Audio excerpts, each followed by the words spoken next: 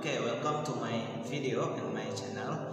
Nah, hari ini kita akan membahas lagi kelanjutan tentang kalor. Nah, kalau minggu lalu atau video pembelajaran sebelumnya kita telah membahas tentang apa itu kalor, ya, pengertian kalor dan bagaimana cara pemanfaatan kalor dalam kehidupan sehari-hari, serta nah kita juga telah membahas cara mencari rumus kalor itu, yaitu Q sama dengan M kali C kali delta T.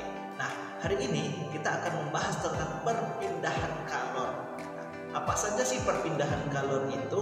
Nah, ada unggun. Biasanya ini kita pelajari juga nih, ketika kamu SD juga sudah pernah perpindahan kalor itu. Nah, namun di sini kita akan bahas lebih rinci lagi. Oke, apa saja perpindahan kalor dan bagaimana penerapannya dalam kehidupan sehari-hari. Oke, check it out. Pertama, perpindahan kalor itu ada 3 cara. Pertama yaitu dengan cara konduksi, kedua dengan cara konveksi, dan yang ketiga dengan cara radiasi. Nah, apa ya itu konduksi, konveksi, dan radiasi? Ayo kita bahas satu persatu. Konduksi yaitu adalah perpindahan kalor melalui suatu zat tanpa disertai perpindahan partikel-partikel zat tersebut. Ingat ya, tidak ada disertai perpindahan partikelnya, hanya perpindahan kalor melalui suatu zat. Nah, tanpa disertai perpindahan partikel zat tersebut. Contohnya di sini adalah kita memanaskan logam. Nah, di sini ada nih contohnya nih, yaitu ketika kita memanaskan logam dengan api.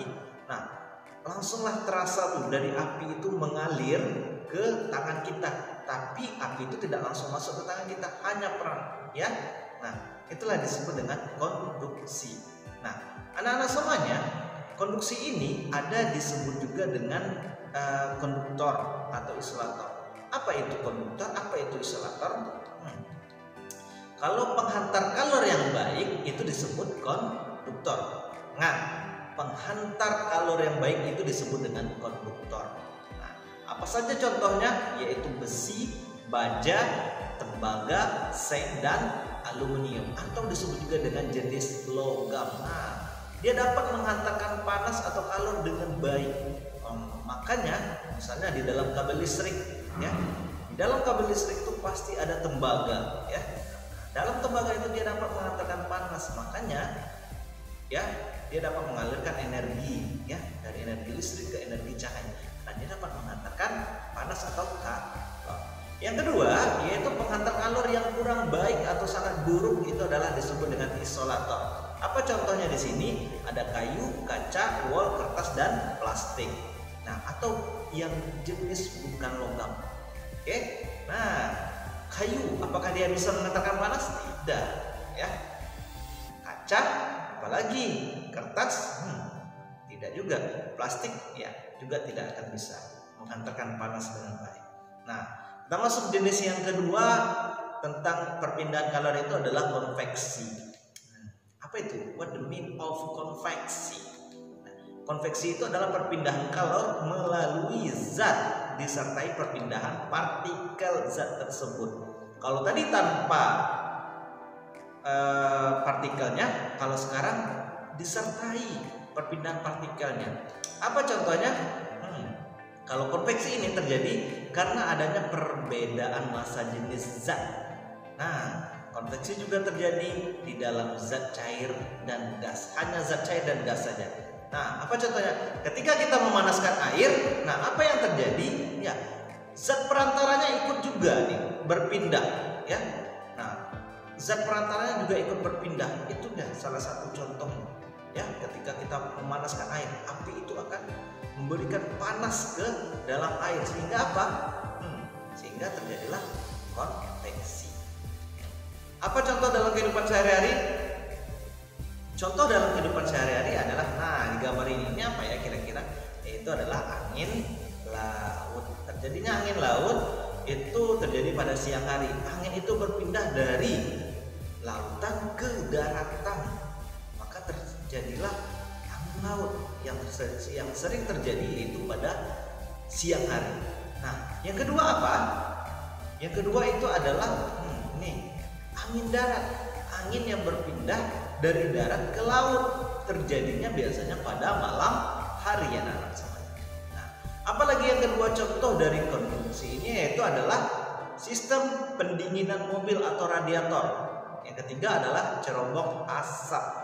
Nah, yang keempat yaitu adalah lemari es. Perpindahan yang disertai dengan perpindahan partikel-partikel zatnya. Sudah mulai paham? Oke, yang terakhir yaitu adalah radiasi. What the meaning of radiation? Ya, nah kalau radiasi ini sangat sering kita jumpai, bahkan tubuh kita juga ada yang terkena dengan radiasi. Kenapa bisa terkena radiasi? Karena radiasi itu adalah perpindahan kalor tanpa zat perantara, tanpa medium, tanpa ada yang perantaranya, langsung kena kepada sumbernya. Apa contohnya di sini? Yaitu sinar matahari sampai ke bumi melalui radiasi. Sinar matahari kena ke tubuh kita tanpa adanya zat perantaranya nih, ya. Kalau tadi ada zat perantara, ya, atau ada mediumnya. Kalau ini tidak ada medium, langsung kena ke kita. Oke? Nah, ini adalah contoh matahari langsung menyinari bumi, ya. Nah, atau matahari kena langsung ke tubuh kita. Itu adalah contoh radiasi. Banyak hal-hal atau contoh-contoh lain yang terjadi terhadap perpindahan kalor. Nah, namun salah satu contoh yang lainnya itu adalah ini ada gambar permukaan hitam dan kusam, ya. Ada permukaan yang hitam, ada permukaan yang putih. Kira-kira kalau dalam radiasi yang mana ya yang langsung menyerap kalor? Yaitu penyerapan. Kalau permukaan yang hitam dan kusam maka menyerap dan pancaran sinar yang baik. Salah satu contohnya ketika hari panas kita menggunakan baju yang hitam, maka apa? Panas itu langsung masuk ke tubuh kita. Karena apa? Pakaian hitam itu dapat menyerap kalor lebih cepat dibandingkan pakaian yang lain. Nah, yang kedua, permukaan putih dan mengkilap merupakan penyerap atau pemancar sinar radiasi yang buruk. Nah, jadi kalau kamu hari panas jangan pakai baju hitam ya, pakai baju yang lebih cerah saja. Oke? Nah, termoskop adalah alat yang digunakan untuk mengetahui adanya pancaran kalor, ya. Nah, pemanfaatan kalor dalam kehidupan sehari-hari ada nih contohnya. Pertama, panci masak. Nah, lihat, ada yang sebagai isolator, ada yang sebagai konduktor. Nah, yang mana konduktor? Itu yang mengkilap itu untuk konduktor tuh, dapat mengantarkan panas. Nah, sementara isolator gimana? Nah, itu dia tidak dapat mengantarkan panas. Oke. Yang kedua yaitu ada termos. Nah, kenapa bisa termos itu dijadikan bahan perpindahan kalor? Karena dia sistem tertutup, sehingga panasnya tidak mengalir keluar, dia tetap di dalam. Yang ketiga yaitu adalah setrika. Oke? Nah, hanya itu yang dapat Bapak sampaikan. Terima kasih atas partisipasinya. Sampai jumpa lagi. Bye bye.